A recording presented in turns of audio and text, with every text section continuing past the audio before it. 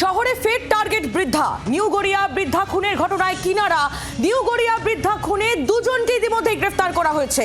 হাত মুখ বাঁধা মহিলার দেহ উদ্ধারের ঘটনায় ধৃত আয়া আশালতা সর্দার এবং তার পুরুষ সঙ্গী। ধৃত আয়া আশালতার পুরুষ বন্ধু জামাল, সেও এই মুহূর্তে পুলিশের জালে। উদ্ধার হয়েছে বৃদ্ধার হাতের আংটি এবং বালা। শহরে নিউ গড়িয়া বৃদ্ধা খুনের ঘটনায় কিনারা, পুলিশের জালে দুজনকে গ্রেফতার করা হয়েছে। অয়ন ঘোষাল আমাদের প্রতিনিধি আরো বিস্তারিত আমাদের জানাবেন। অয়ন, শহরে পর সফট টার্গেট হচ্ছেন বৃদ্ধারা। আবারও একবার একই ঘটনা, এবং যার ভরসায় ওই বৃদ্ধরা রয়েছেন তারাই এই ঘটনার পেছনে রয়েছে। এই ক্ষেত্রে আমরা দেখছি পেছনে রয়েছে আয়া এবং তার সঙ্গী। এত বড় বিশ্বাসভঙ্গের ঘটনা সত্যি শহরের বৃদ্ধদের চিন্তা অনেকটা বাড়িয়ে দিল। আহিলি, তোমার কথা একেবারে যথার্থ। কারণ বিজয়া দাস, তার বয়স ৭৯ বছর, তিনি দীর্ঘদিন ধরে প্রায় শয্যাশায়ী। তিনি তার দেখভালের জন্য যাকে বিশ্বাস করে রাখলেন, সেই আয়া আশালতা সর্দার এবং তার পুরুষ সঙ্গী জামাল মীর, তারা দুজন মিলে ষড়যন্ত্র করে তাকে খুন করলো নৃশংসভাবে।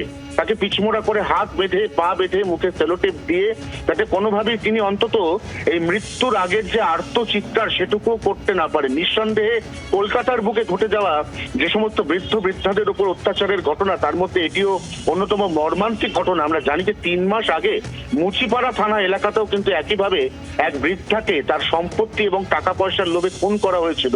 তবে আসার কথা একটাই, খুনের অব্যবহিত পরেই আশালতা এবং জামাল, তাদের দুজনকে পুলিশ আটক করেছিল।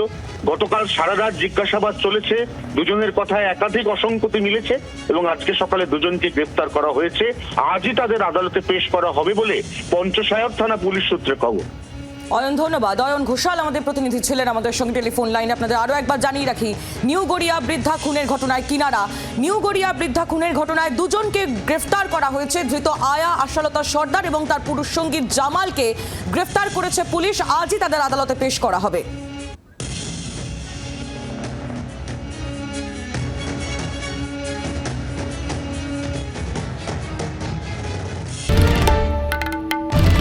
বাংলার আওয়াজ, বাঙালির আবেগ, জি ২৪ ঘন্টা।